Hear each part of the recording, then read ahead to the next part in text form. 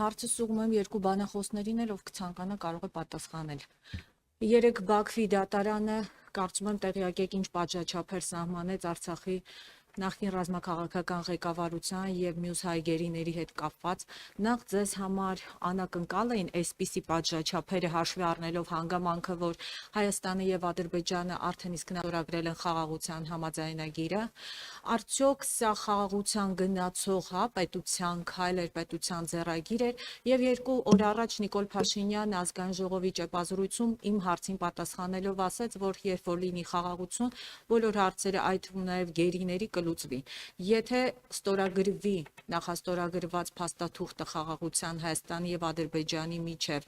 ինչպես է պատրաստվում, կա տարբերակ հայ գերիներին ետ բերելու, այստեղ ասենք պատիժը կրելու կամ ազատության մեջ կհայտնվեն, թե ոչ ըստ ձեզ, ոնց է այս գերիների հարցի լուծումը դուք տեսնում։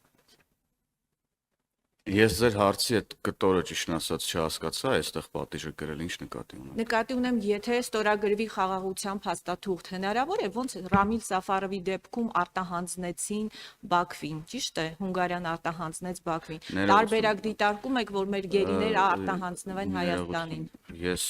ձեր մեկնաբանությունը եւ օրինակը ընդհանրապես իդենտիկ չի են իրավիճակի հետ, որ այսօր գոյություն ունի։ Մենք հայտարարել ենք, ասել ենք, որ մտահոգություններ ունենք, խիստ խոր մտահոգություններ ունենք Բաքվում տեղի ունեցող դատավարության վերաբերյալ, եւ այո, ես պետք է բնականաբար երկրորդեմ պարոն վարչապետին առայն, որ ստեղծված մթնոլորտը, խաղաղության մթնոլորտը նպաստավոր պայմաններ պետք է ստեղծի, որ կարողանանք լուծել ուրեմն Ադրբեջանում պահվող մեր բոլոր հայրենակիցների իրենց տուն վերադարձի հարցը, այս ուղղությամբ մշտապես ամենօրյա աշխատանք է տեղի ունենում։ Սա մեր համար առաջնային խնդիր է եւ մենք հույս ունենք, որ առաջիկա գործընթացները, որոնք խաղաղության մասին գործընթացներ են, կհեշտացնեն գործընթացները եւ մթնոլորտ եւ միջավայր կստեղծեն, որպեսզի մեր բոլոր հայրենակիցները վերադառնան տուն։ Շնորհակալություն։ Մյուս հատվածին չպատասխանեցիք, արդյոք սա Հայաստանի հետ խաղաղություն գնացող պետության կողմից ճիշտ քայլ էր, ճիշտ մոտեցում էր։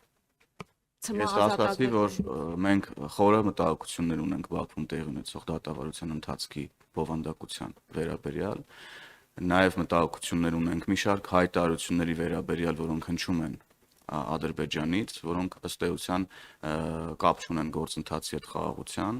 եւ մենք հույս ունենք նախ, որ ուրեմն այդ մտահոգությունները հնդածս կփարատվեն եւ խաղաղության գործընթացը ել ավելի կայուն փուլ կմտնի,